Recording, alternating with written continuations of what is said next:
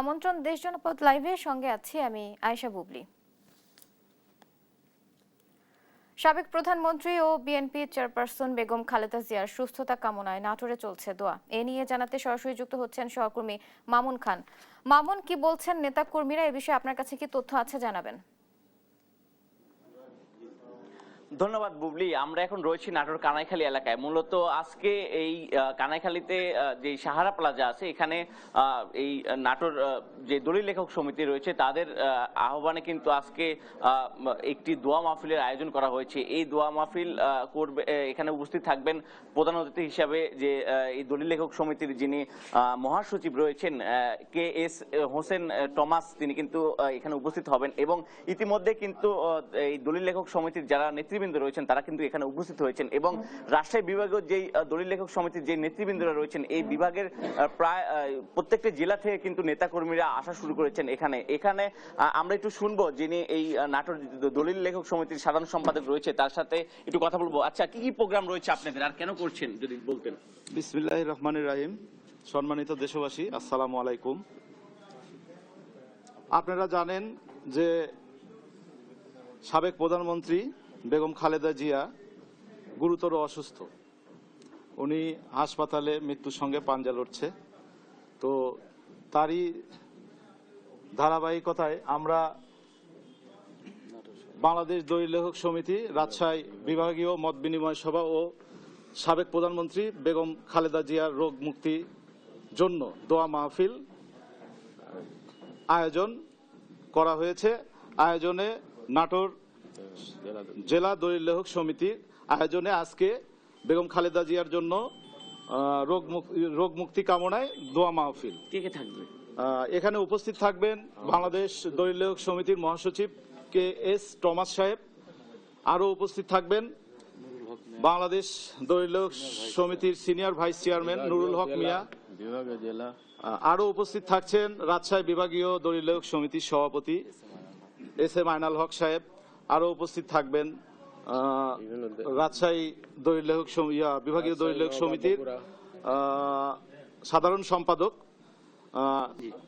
এখানে সংযুক্ত হবে দোয়া মাহফিলে রাজশাহী, নওগাঁ, সিরাজগঞ্জ, পাবনা, নাটোর, বগুড়া, বিভিন্ন জেলার। ধন্যবাদ আপনাকে। আমরা যেমনটি জানছিলাম যে এখানে কিন্তু আজকে বেগম খালেদা জিয়ার যে রোগ মুক্তি কামনায় কিন্তু দোয়া মাহফিল করবেন এবং তারা এখান থেকে যেহেতু বেগম খালেদা জিয়াকে লন্ডনের উদ্দেশ্যে হয়তো বা দু একদিনের মধ্যে নিয়ে যাবে তার জন্য কিন্তু তারা অধীর আগ্রহে বসে রয়েছেন এবং তারা কিন্তু বলছিলেন যে তার এই রোগ মুক্তি কামনার জন্য কিন্তু বিশেষভাবে দোয়া করছেন এবং তারা সকলে কিন্তু আজকে এখানে আসতে শুরু করেছেন এবং কিছুক্ষণের মধ্যে কিন্তু এখানে উপস্থিত হবেন এই দলিল লেখক সমিতির যিনি মহাসচিব রয়েছেন তিনি কিন্তু এখানে উপস্থিত হবেন এবং তিনি কিন্তু তাদের উদ্দেশ্যে সহকারে দোয়া করবেন এবং মত বিনিময় করবেন। আমি নাটোরের কানাইখালী এই সাবেক প্রধানমন্ত্রী বেগম খালেদা জিয়ার যে দোয়া মাহফিলের আয়োজন ছিল। মামুন, আপনাকে ধন্যবাদ। দর্শক, আমরা আবারও আমাদের সহকর্মী বাবুর সাথে যুক্ত হতে চাই। তিনি আছেন রাজধানীর এভার কেয়ার হাসপাতালের সামনে। বাবু, খালেদা জিয়ার স্বাস্থ্য নিয়ে সবশেষ কি তথ্য আছে আপনার কাছে এবং বিদেশ যাত্রা সম্পর্কে কি তথ্য আছে আমাদের জানাবেন।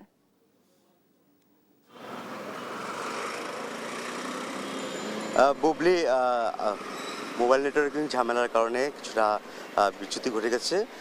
যে তথ্যটা আপনাকে জানাতে চাচ্ছিলাম যে খালেদা জিয়ার যে উন্নত চিকিৎসার জন্য তার এখানে বিদেশের চিকিৎসক সহ দেশের চিকিৎসকরা তারা একসাথে বসেছেন এবং সেই বৈঠকে প্রতিদিনই তারা বসছেন এবং তারা মেডিকেল টিম গঠন করে তার উন্নত চিকিৎসার এবং সেই সাথে তার যেসব সমস্যা দেখা দিয়েছে সেই সকল বিষয় নিয়ে সমাধানের জন্য তারা ইতিমধ্যে তাদের সেই প্রক্রিয়া চলছে আজকে প্রায় 13 দিন ধরে। এবং সেই সাথে আপনাকে জানিয়ে রাখি আসলে খালেদা জিয়ার লিভার থেকে শুরু করে হার্ট এবং কিডনি সব জায়গাতে যে মূল অর্গানগুলোতে যে জটিলতা দেখা দিয়েছে সেই জটিলতা কোনো একটা অর্গান নিয়ে তারা যখন ফোকাস দেয় চিকিৎসকরা তখন বাকি অর্গানের কিছু সমস্যা দেখা দেয়। এই জটিলতা নিয়ে উদ্বেগ রয়েছেন চিকিৎসকরা। তবে তারা আশাবাদী যে চিকিৎসকদের যে ওষুধগুলো প্রয়োগ করছে বা তার জন্য যে চিকিৎসা কার্যক্রম তারা অ্যাপ্লাই করছে সে সকল বিষয় নিয়ে আসলে খালেদা জিয়ার উন্নতির দিকে আসার তারা একটা চিন্তা করছেন এবং তারা ধারণা করছেন যে খালেদা জিয়া ধীরে ধীরে যদি সময়ও নেয় তবু তারা ধীরে ধীরে চিনিতে আবার সুস্থ হওয়ার একটা বিষয় নিয়ে চিকিৎসকদের মধ্যে একটা আশার সঞ্চার হয়েছে। এবং আপনাকে আমি এও জানি আর যে বিদেশে যে উন্নত চিকিৎসার জন্য যাওয়ার বিষয়টা, এখান থেকে মেডিকেল বোর্ড, খালেদা জিয়া যারা মেডিকেল বোর্ড রয়েছেন এবং খালেদা জিয়ার এবং তার পার্টির তরফ থেকে তারা যদি সিদ্ধান্ত নেওয়ার পরপরই হচ্ছে যে জার্মান কাতার কর্তৃপক্ষ যে জার্মান এয়ার অ্যাম্বুলেন্সটি যেটা তারা পরবর্তীতে ভাড়া করেছে সেই এয়ার অ্যাম্বুলেন্সটি নিয়ে তারা তখনই ঢাকার উদ্দেশ্যে রওনা করবে এবং তারপরে এভিয়েশনের সব ধরনের ক্লিয়ারেশন থাকার পরে সেখান থেকে তারা পরবর্তীতে খালেদা জিয়াকে উন্নত চিকিৎসার জন্য লন্ডনে নিতে পারবে। ইতিমধ্যে খালেদা জিয়ার চিকিৎসা সকল বিষয় নিয়ে তদারকি করছেন তার বড় ছেলের সহধর্মিণী ডক্টর জোবাইদুর রহমান। তিনি গতকাল ঢাকাতে পৌঁছে দুপুর 12টার দিকে এভার কেয়ার হাসপাতালে আসেন এবং তিনি এসে আবার নতুন করে তার বিদেশ যাত্রা সেই সকল বিষয় নিয়ে, কারণ 13 ঘন্টার একটা জার্নির কথা আমরা শুনতে পাচ্ছি যে সেই জার্নির কীভাবে খালেদা জিয়া তার শরীরে তার এই শরীরের এই অবস্থাতে কিভাবে তা বহন করবে বা তা মেনটেন করবে, সে সকল বিষয় নিয়ে ইতিমধ্যে দফায় দফায় তাদের মধ্যে বৈঠক হয়ে গেছে। আমরা আরও তথ্য যে জানা গেছে যে আজকে আবার doctor Zobaidur Rahman ever care হাসপাতালে আসার কথা রয়েছে এবং সেই সাথে মেডিকেল বোর্ডের তরফ থেকে আজ গণমাধ্যমে তারা তথ্য জানাবে যে খালেদা জিয়ার বিদেশ যাত্রা কতখানি সম্ভব বা আদৌ সম্ভব কিনা, সকল বিষয় নিয়ে আজকে একটা বিএনপির তরফ থেকে এবং সেই সাথে আসলে চিকিৎসক তরফ থেকে আমাদেরকে বিস্তারিত গণমাধ্যম কর্মীদেরকে জানাবে। বুবলি, এই ছিল সর্বশেষ তথ্য এখান থেকে। বাবু, আপনাকে ধন্যবাদ। দর্শক, রাজধানীর এভার কেয়ার হাসপাতালের সামনে থেকে যুক্ত ছিলেন সহকর্মী বাবু। দেখছেন দেশ জনপদ লাইভ।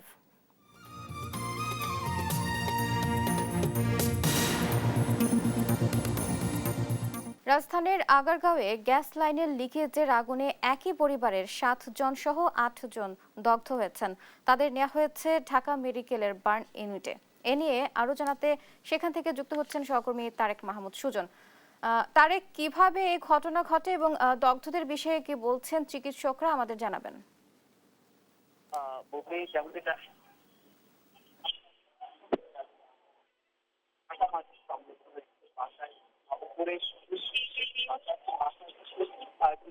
রান্না করতে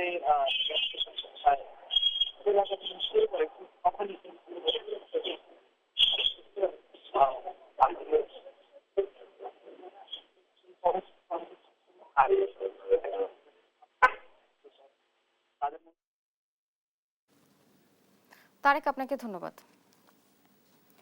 অসচ্ছল ইমামদের আর্থিক সহায়তা ও তাদের স্বাবলম্বী করতে মেহেরপুরে অনুষ্ঠিত হচ্ছে ইমাম সমাবেশ। সেখানে উপস্থিত আছেন জেলার বিভিন্ন মসজিদের ইমামগণ। এ নিয়ে আরো জানাতে সরাসরি যুক্ত হচ্ছেন সহকর্মী আক্তারুজ্জামান। আক্তারুজ্জামান, ইমামদের কি ধরনের আর্থিক সাহায্য করা হচ্ছে, এ বিষয়ে কি তথ্য আছে, জানাবেন।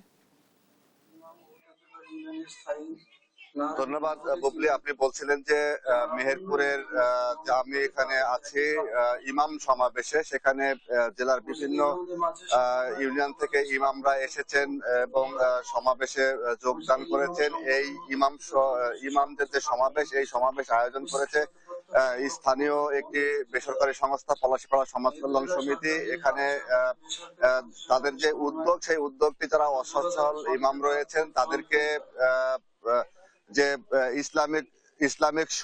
ইসলামিক শরীয়ত অনুযায়ী যে ঋণ দান, সেই ঋণ দান প্রদান করবে বিনা সুদে এবং যারা অসচ্ছল ব্যক্তি রয়েছেন তাদেরকে তাদের মধ্যে ছাগল বিতরণ করা হবে বিনামূল্যে। এখানে আমরা দেখেছি যে একটি প্রতিপাদ্য নিয়ে এই ইমামদেরকে সমাবেশের আয়োজন করা আছে। তোমাদের মধ্যে এমন একদল হোক যাহারা কল্যাণের আহ্বান করিবে এবং সৎ কর্মের নির্দেশ দিবে এবং অসৎ কর্মের নিষেধ করিবে, ইহারাই সফল কাম। সূরা আল ইমরানের একটি আয়াত নিয়ে কিন্তু এই ইমাম সমাবেশের আয়োজন করেছে। এখানে আমরা দেখেছি যে উপস্থিত হয়েছেন ইসলামিক ফাউন্ডেশনের মেহেরপুর উপপরিচালক, এখানে রয়েছেন পলাশীপাড়া সমাজ কল্যাণ সমিতির যিনি নির্বাহী পরিচালক মোশাররফ হোসেন, এবং আমরা দেখেছি বিভিন্ন এলাকা থেকে ইমামরা ইতিমধ্যে এখানে উপস্থিত হয়েছেন এবং এই সমাবেশে বক্তব্যের কাজ চলমান রয়েছে, আলোচনা সভা রয়েছে। প্রথমেই কুরআন তেলাওয়াতের মধ্য দিয়ে কিন্তু এই আলোচনা সভা শুরু হয় এবং এই দিনব্যাপী কিন্তু এই বিভিন্ন আয়োজনের মধ্য দিয়ে এই হচ্ছে এই ইমাম সমাবেশ চলমান রবে। আমরা যিনি এই ইমাম সমাবেশের আয়োজক রয়েছেন মোহাম্মদ মুশাররফ হোসেন, তার সাথে কথা বলবো। আপনি জানাবেন যে এই ইমাম সমাবেশের মধ্য দিয়ে আসলে তাদের কতটুকু আর্থিক সচ্ছলতায় আনতে চাচ্ছেন এবং ইমাম সমাবেশের উদ্দেশ্যটা কি? শুধু এদের সংগঠিত করা, সবাই আমাদের ধারণা আছে যে ইমাম সাহেবরা শুধু নামাজই পড়ায়, সমাজ গঠনে কোনো ভূমিকা রাখে না। সেটাকে একত্রিত করে যাতে সমাজে উল্লেখযোগ্য ভূমিকা রাখে, সমাজ পরিবর্তনে তাদেরকে অবদান রাখে। এবং সেই সাথে আমরা যেহেতু সুদ মুক্ত পরিহার করার জন্য আমাদের কর্জে হাসানা, জাকাত, সাদকা এগুলো দিয়ে আমাদের দরিদ্র মানুষের মধ্যে শস্য বন্টন করা।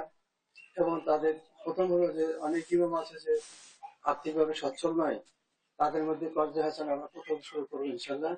এবং সেটা ইতিমধ্যে আমাদের ফান্ড গঠন করা হয়েছে, যে আমরা এখানে ইতিমধ্যে 5 লক্ষ টাকা আমাদের ফান্ডে জমা হয়েছে। এবং আমাদের উদ্দেশ্য হচ্ছে যে আমাদের অনেকে আছে যে শুধু সুদ মুক্ত করলে হবে না, আমার ব্যাংকে অ্যাকাউন্টে টাকা পড়ে আছে, সেই টাকা তো আমি সুদ নিচ্ছি না, কিন্তু আমি মন্দ কাজে সহযোগিতা করছি।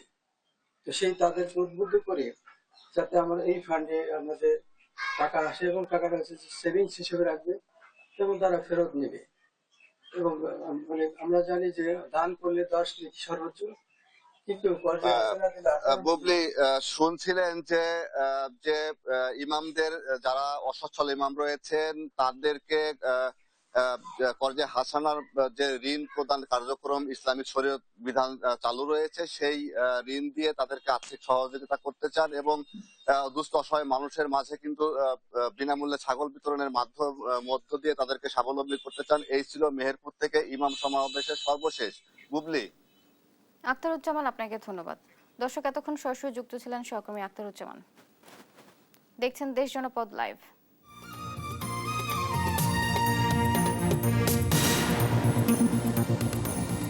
গুলশানে এসএমই সেমিনারে বক্তব্য রাখছেন মৎস্য উপদেষ্টা ফরিদা আক্তার। আমরা সরাসরি চলে যাচ্ছি সেখানে। আপনারা কি, আচ্ছা আমি একটু জিজ্ঞেস করি, আপনারা ভূমিকম্পে ভয় পেয়েছিলেন?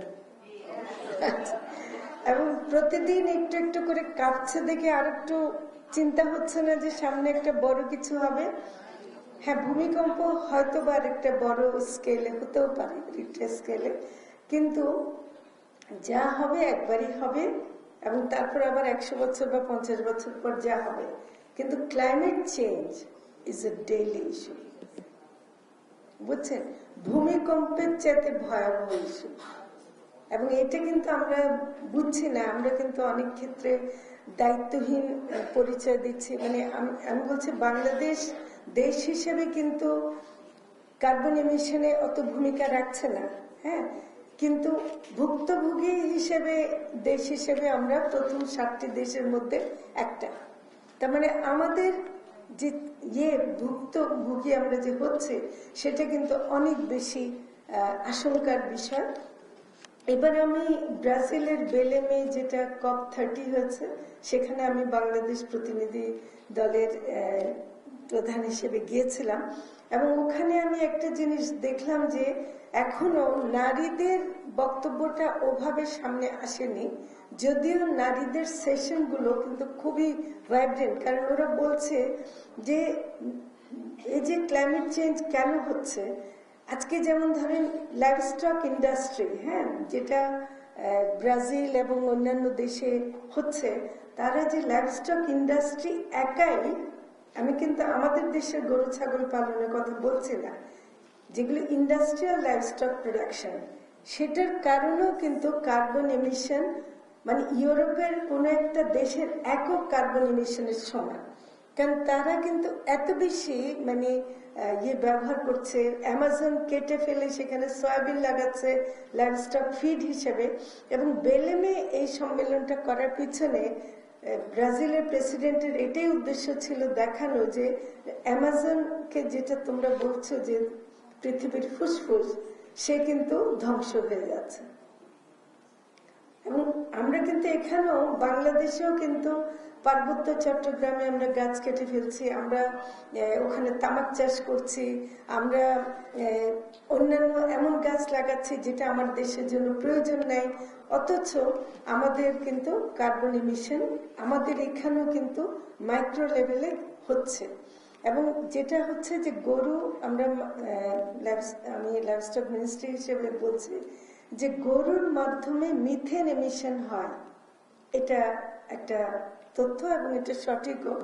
এবং আমরা কিন্তু মন্ত্রণালয় থেকে দিক থেকে কাজ শুরু করে দিয়েছে যে গরুকে যদি আমরা বিশেষভাবে ঘাস খাওয়াতে পারি এবং গরুর খাদ্য পরিবর্তন করতে পারি তাহলে কিন্তু মিথেন এমিশন কমানো সম্ভব। তার মানে দর্শক, গুলশানে এসএমই সেমিনারে বক্তব্য রাখছেন মৎস্য উপদেষ্টা ফরিদা আক্তার। আমরা সরাসরি যুক্ত ছিলাম সেখানে। ময়মনসিংহে নিয়ন্ত্রণহীন পেঁয়াজের বাজার গেল 2 দিনে কেজিতে 35 টাকা বেড়ে বিক্রি হচ্ছে 150 টাকায়। এ নিয়ে আরো জানাতে আমাদের সঙ্গে সরাসরি যুক্ত হচ্ছেন সহকর্মী ইলিয়াস আহমেদ। ইলিয়াস, বাড়তি দামের বিষয়ে কি বলছেন ব্যবসায়ীরা, কি তথ্য আছে আপনার কাছে জানাবেন? প্রতিনিয়তই ময়মনসিংহের বাজারে বেড়ে চলেছে পেঁয়াজের দাম, অর্থাৎ বিষয়টি নিয়ে ব্যবসায়ীরা বলছেন তারা আড়তদারদের কাছ থেকে বেশি দামে কিনে কিন্তু বেশি দামে বিক্রি করতে বাধ্য হচ্ছেন।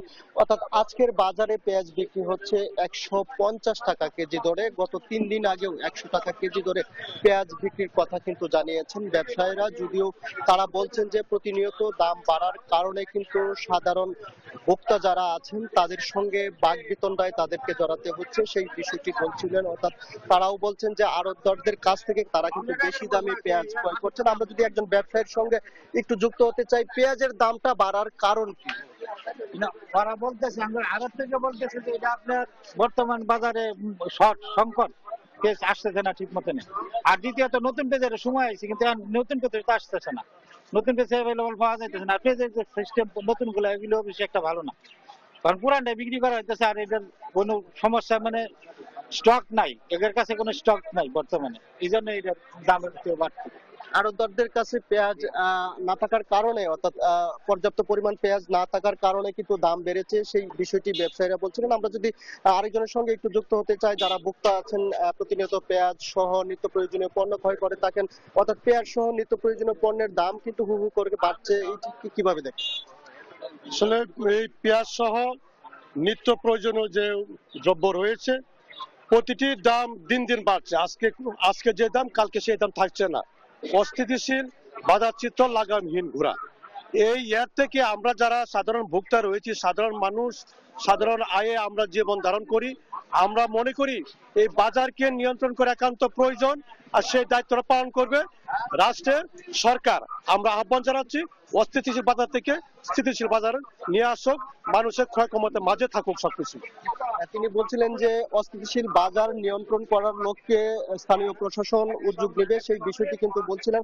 আমরা এই বিষয়টি নিয়ে কথা বলেছিলাম ব্যবসায়ী সহ স্থানীয় নেতৃবৃন্দের সঙ্গে, অর্থাৎ স্থানীয় প্রশাসন যারা রয়েছেন তাদের সঙ্গে কথা বলেছিলাম। তারা বলছেন যে হুটহাট করে পেঁয়াজের দাম বেড়ে যাওয়ার কারণ কিন্তু তারা খতিয়ে দেখছেন, অর্থাৎ বাজার মনিটরিং ব্যবস্থা জোরদার করার কথা কিন্তু তারা আমাদেরকে জানিয়েছেন। অর্থাৎ বাজারে সাধারণ ক্রেতা ভোক্তা যারা রয়েছেন তারা কিন্তু প্রতিনিয়ত এসে হিমশিম খাচ্ছেন, এবং তারা বলছেন যে বাজার মনিটরিং ব্যবস্থা যদি জোরদার না করা হয় তাহলে এই যে প্রতিনিয়ত অস্থির অবস্থা, সেই অস্থির অবস্থা থেকে কোনোভাবেই সেই অবস্থা দূরীকরণ সম্ভব নয়, সেই বিষয়টি কিন্তু বলছিলেন। যদিও ব্যবসায়ীরা বলছেন যে কি কারণে মূলত পেঁয়াজের দাম সহ অন্যান্য নিত্য প্রয়োজনের দাম এই সময়ে বাড়ছে সেটি কিন্তু তারা কোনোভাবেই বলতে পারছে না। অর্থাৎ ময়মনসিংহের বাজারে শীতকালীন সবজির দামও আমরা দেখেছি একেবারেই চড়া রয়েছে। অর্থাৎ ব্যবসায়ীরা বলছেন যে আমদানি কম হওয়ার কারণে কিন্তু সেই সবজির দামও কিন্তু বাড়ছে। অর্থাৎ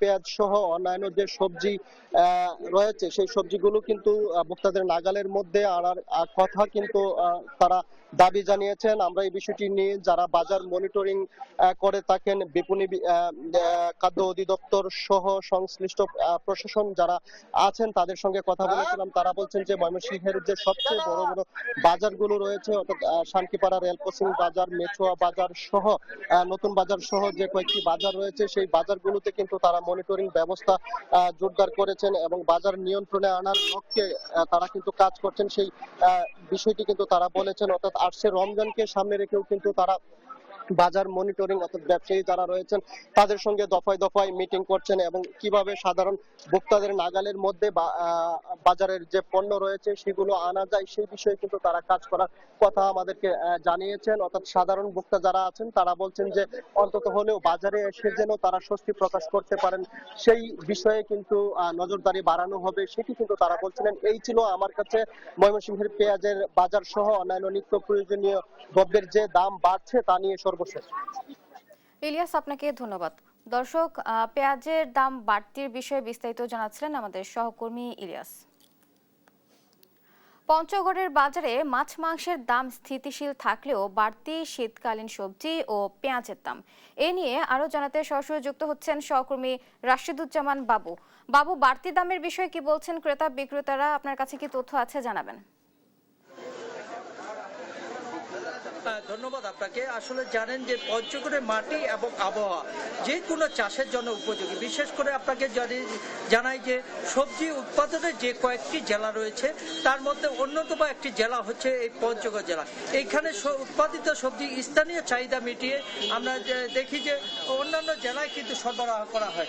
আমরা দেখছি যে শীত যদিও আসছে, এর মধ্যে শীতের যে আমেজ সেটি লক্ষ্য করা যাচ্ছে, কিন্তু শীতের যে সবজি সেই সবজি বাজারে পর্যাপ্ত উঠার পরও কিন্তু আসলে শীতকালীন সবজির যে দাম সেই দাম এখনো কিন্তু ক্রেতাদের নাগালের মধ্যে আসেনি, যেই কারণে কিন্তু ক্রেতারা সাধারণত একটু ভোগান্তির মধ্যে রয়েছে। বিশেষ করে আমরা যদি বলি যে আজকে সকালে যদি বাজারের কথা বলি, পঞ্চগড় যে বাজারে রয়েছি আমি সেই বাজারের কথা বলি, ফুলকপি বিক্রি হচ্ছে 30 টাকা কেজি দরে, নতুন যে আলু সেটি বিক্রি হচ্ছে 80 টাকা কেজি দরে, রসুনের কথা যদি বলি পকার ভেদে কিন্তু 120 টাকা থেকে 80 টাকা দরে বিক্রি হচ্ছে। এমনি করে যদি আমি সবচেয়ে বেশি বলি যে পেঁয়াজের কথা, সেই পেঁয়াজের দামেও কিন্তু আমরা দেখছি যে উদ্যোগামী। বিশেষ করে গত এক সপ্তাহ যে পেঁয়াজের দাম ছিল 80 টাকা, সেই পেঁয়াজ বর্তমান কিন্তু 140 টাকা দরে কিন্তু বিক্রি হচ্ছে। আমরা যদি বলি যে এখানকার পঞ্চগড়ের যে উৎপাদিত শস্য রয়েছে, উৎপাদিত সবজি রয়েছে, এই সবজিগুলো কিন্তু আসলে যে হিসাবে বাজার দর চলছে এই হিসাবে কিন্তু দাম সেরকম থাকার কথা নেই। তারপরেও কিন্তু আসলে আমরা দেখছি যে এখানের উৎপাদিত সবজির দাম কিন্তু কোনো কমছে না, অর্থাৎ বাজারের যে লাগাম সেটি কিন্তু টেনে ধরা যাচ্ছে না, এরকম একটি অবস্থা কিন্তু বিরাজ করছে। আমরা কথা বলতে চাই একজন ব্যবসায়ীর সাথে। আসলে আপনার কাছে জানতে চাই বর্তমানে কোন জিনিসের দাম বেশি রয়েছে? সব কিছুর দামে ঠিক আছে, কিন্তু আমাদের পঞ্চগড় বাজারে পেঁয়াজের দামটা একটু বেশি। আচ্ছা, আমরা শুনছিলাম একজন ব্যবসায়ীর কাছে, তিনি বলছিলেন যে সবকিছু জিনিসের দাম কিন্তু স্থিতিশীল রয়েছে। বিশেষ করে যদি আমরা মাছ মাংসের কথা বলি সেই দাম কিন্তু অপরিবর্তিত রয়েছে, অর্থাৎ প্রতি কেজি মাছ 240 থেকে 300 টাকা দরে বিক্রি হচ্ছে, গরুর মাংস বিক্রি হচ্ছে 700 টাকা দরে, খাসির মাংস বিক্রি হচ্ছে 800 থেকে 1000 টাকা দরে। এমনি করে কিন্তু দেশি মুরগির কথা বলি, দেশি মুরগি বিক্রি হচ্ছে 500 টাকা কেজি দরে, এবং সোনালী মুরগি সেটি বিক্রি হচ্ছে 300 থেকে 270 টাকা দরে। ব্রয়লার মুরগি যেটা গরিবের খাদ্য বলি সেইটি গরিবের মুরগিটিও বিক্রি হচ্ছে কিন্তু 200 টাকা দরে। এমনি করে কিন্তু আসলে আমরা দেখছি যে পঞ্চগড়ের বাজারে প্রত্যেকটি হাট বাজারে কিন্তু যে বাজারের যে উদ্যোগামী সেটি কিন্তু মনিটরিং এর জন্য যে প্রশাসনিক ব্যবস্থা থাকার দরকার সেটি কিন্তু আমরা দেখতে পাই না। বিশেষ করে ভোক্তা অধিকারের যে অভিযান সেটি কিন্তু আমরা 1 মাসও বা প্রায় 3 মাসও এরকম চোখে পড়ে না বলে এরকম অভিযোগ করছে সাধারণ ক্রেতারা। তাই আগামী দিনগুলোতে যেন এই বাজার মনিটরিং অব্যাহত থাকে এটুকু দাবি জানিয়েছে সাধারণ ক্রেতারা। এই ছিল পঞ্চগড় থেকে সবজির বাজার নিয়ে আমার কাছে সর্বশেষ। বাবু, আপনাকে ধন্যবাদ। দর্শক, পঞ্চগড়ের বাজারে মাছ মাংসের দাম নিয়ে বিস্তারিত জানাচ্ছিলেন আমাদের সহকর্মী বাবু। দেখছেন দেশ জনপথ লাইভ।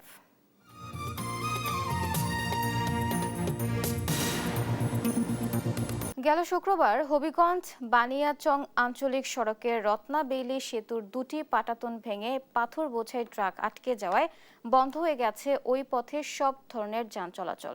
এতে চরম ভোগান্তিতে চলাচলকারীরা। এ নিয়ে আরো জানাতে সরাসরি যুক্ত হচ্ছেন সহকর্মী আমির হামজা। হামজা, সেতু থেকে ট্রাক সরানোর বিষয়ে কি বলছেন কর্তৃপক্ষ? এ বিষয়ে কি তথ্য আছে জানাবেন।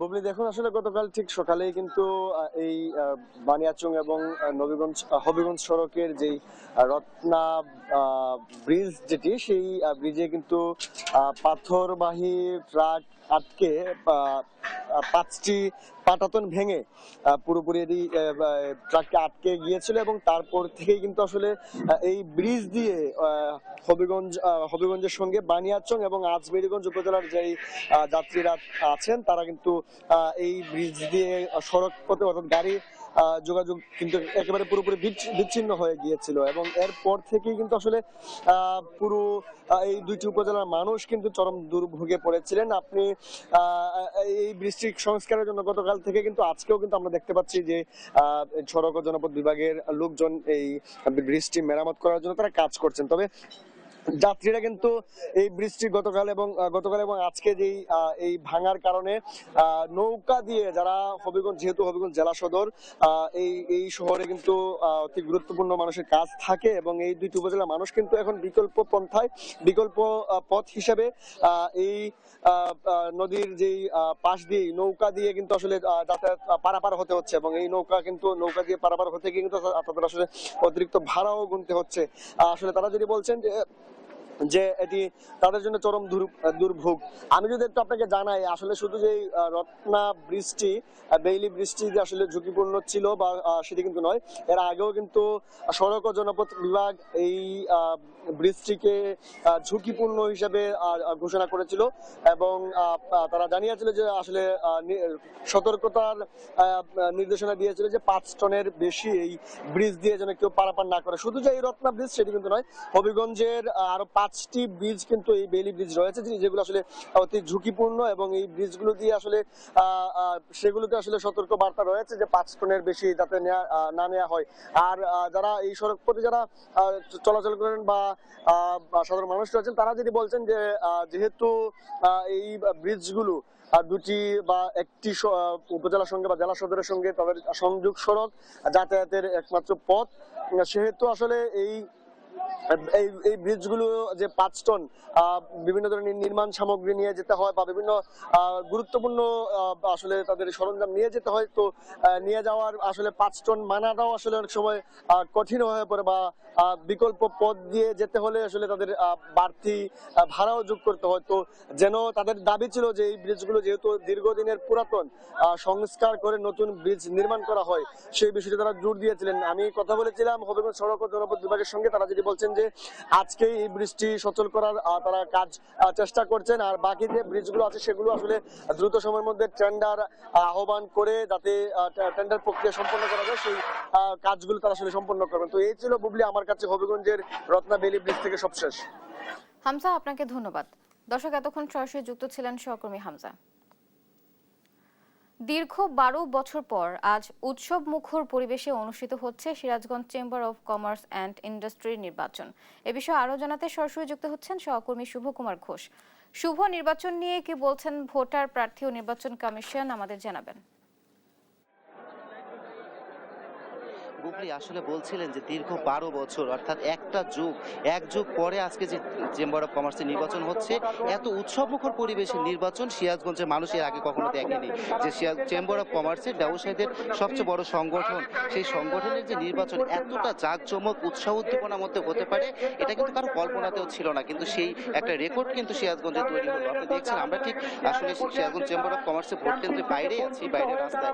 আপনি দেখেছেন যে মনিটরে কিন্তু ভিতরে যে ভোট কেন্দ্রে যে ভোট চলছে, এটা কিন্তু মনিটরে সেটা পর্যবেক্ষণ করে দেওয়া হয়েছে যে সরাসরি সেটা বাইরে থেকে সবাই দেখতে পাচ্ছেন এবং হাজার হাজার যে উৎসুক জনতা, শুধু ভোটার নয়, শুধু যারা প্রার্থী তারাই নয়, হাজার হাজার মানুষের উপস্থিতি বলে দিচ্ছে যে কতটা জনপ্রিয়তা পেয়েছে সিরাজগঞ্জ চেম্বার অফ কমার্সের নির্বাচন। আমরা একটু কথা বলি, একজন ভাইস প্রেসিডেন্ট প্রার্থী আছেন আব্দুল কাদের চেয়ারম্যান, আপনি একজন প্রার্থী। এবারের নির্বাচনটা অন্যান্য বারের চেয়ে এবারে সবাই বলছেন যে নির্বাচন অন্যরকম হচ্ছে, কেমন হচ্ছে, জয়ের ব্যাপারে কতটুকু আশাবাদী? বিসমিল্লাহির রহমানির রহিম। আমি আপনাদের মাধ্যমে জানাইতে চাই দেশবাসীকে যে দীর্ঘ 16 বছর পরে এই দেশে একটি সুষ্ঠু নিরপেক্ষ নির্বাচন হচ্ছে। আমরা ইনশাল্লাহ জয়ের ব্যাপারে 100% আশাবাদী, বাদ বাকি আল্লাহর ইচ্ছা। আমি এই চেম্বারের 86 সন থেকে আমি সাবেক ভাইস প্রেসিডেন্ট এবং পরিচালক ছিলাম। ইতিপূর্বে এরকম নির্বাচন কোনোদিনও হয় নাই। উৎসব মুখর পরিবেশে জনগণের যেরকম উৎসব এবং ভোটারদের উৎসব, প্রার্থীদের উৎসব, কোনো ভেদাভেদ নাই, এক মন হয়, এক প্রাণ নিয়ে কাজ করতেছি আমরা। ধন্যবাদ আপনাকে। আমি একটু জানিয়ে রাখতে চাই যে এই সিরাজগঞ্জ চেম্বার অফ কমার্সের নির্বাচনে কিন্তু সর্বমোট 506 জন ভোটার তাদের ভোটাধিকার প্রয়োগ করবেন। এর মধ্যে দুইটি গ্রুপ রয়েছে, একটি অর্ডিনারি গ্রুপ এবং একটি অ্যাসোসিয়েট গ্রুপ। অর্ডিনারি গ্রুপে কিন্তু 438 জন ভোটার রয়েছে। এর মধ্যে পরিচালকে প্রার্থী হয়েছেন 44 জন এবং নির্বাচিত কিন্তু হবেন 14 জন, এবং এই গ্রুপ থেকে কিন্তু একজন প্রেসিডেন্ট নির্বাচিত হবেন যেখানে প্রতিদ্বন্দ্বিতা করছেন 2 জন, এবং একজন সিনিয়র ভাইস প্রেসিডেন্ট নির্বাচিত হবেন যেখানে প্রতিদ্বন্দ্বিতা করছেন 3 জন, এবং একজন ভাইস প্রেসিডেন্ট নির্বাচিত হবেন সেখানেও 3 জন প্রতিযোগী রয়েছেন। এর বাইরেও অ্যাসোসিয়েট গ্রুপ থেকেও কিন্তু আসলে 68টি ভোটের মধ্যে 8 জন প্রতিযোগিতা করছেন, 6 জন নির্বাচিত হবেন। তবে এই বছরের যে রেকর্ডটা তৈরি হলো সিরাজগঞ্জ চেম্বার অফ কমার্সের নির্বাচনকে ঘিরে, পুরো শহর শুধু নয় পুরো জেলা জুড়েই যেন একটা উৎসাহ উদ্দীপনা বিরাজ করছে, এবং নির্বাচন কমিশন কিন্তু বলছেন যে কোনো মূল্যে এবং এখন যে পরিমাণ অংশগ্রহণ এবং সবার সহযোগিতা মনোভাব আছে ঠিক এইভাবেই সুন্দর এবং স্বচ্ছ একটি নির্বাচন তারা উপহার দিবেন। বুবলি। শুভ, আপনাকে ধন্যবাদ। দর্শক, এতক্ষণ সরাসরি যুক্ত ছিলেন সহকর্মী শুভ। দর্শক, এই ছিল এখনকার দেশ জনপদ লাইভ। এতক্ষণ সাথে থাকার জন্য ধন্যবাদ।